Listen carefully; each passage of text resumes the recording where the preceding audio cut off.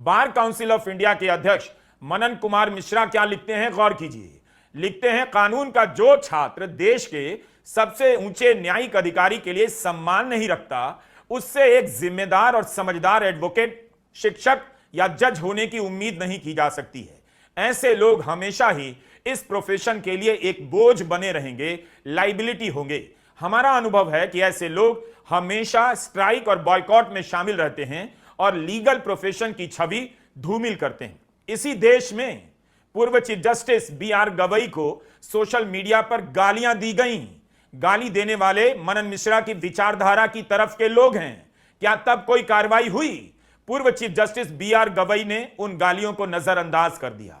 तब फिर chief justice Suryakant की किसी बात की आलोचना इस देश में छात्र क्यों नहीं कर सकते हैं? अक्टूबर 2025 में भरी अदालत में तत्कालीन चीफ जस्टिस गवई पर जूता फेंका गया।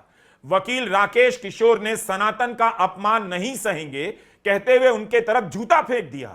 एक मामले की सुनवाई में हिंदू देवता पर चीफ जस्टिस बी.आर. गवई की टिप्पणी को बहाना बनाते हुए यह सब किया गया।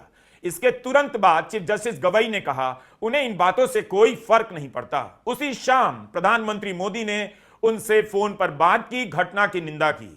बार काउंसिल ऑफ इंडिया ने राकेश किशोर को निलंबित कर दिया। जूता फेंकने की घटना के बाद अगली बार जब बेंच बैठी तो तत्कालीन चीफ जस्टिस गवई ने कहा जो हुआ वो शॉकिंग था, लेकिन वह भुला दिया जाने वाला अध्याय है, फॉरगॉटन चैप्टर है। सुप्रीम कोर्ट की तरफ से कोई शिकायत दर्ज नहीं की गई।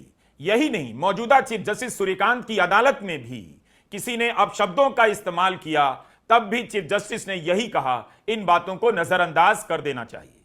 अब आपसे एक सवाल है, क्या प्रधानमंत्री नरेंद्र मोदी बीजेपी के राज्यसभा के सांसद मनन मिश्रा से यह सवाल पूछेंगे कि उन्होंने इस तरह का पत्र क्यों लिखा?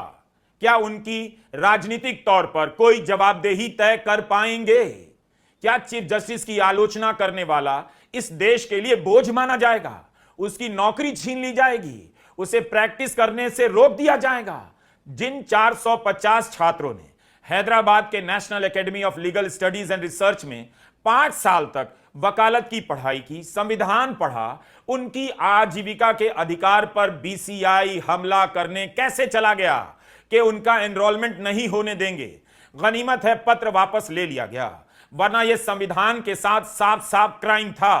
पूरा पत्र आर्टिकल 21 की भावना के खिलाफ लिखा गया, जो सभी को जीने का समान अधिकार देता है। यह हमारा या किसी का भी मौलिक अधिकार है।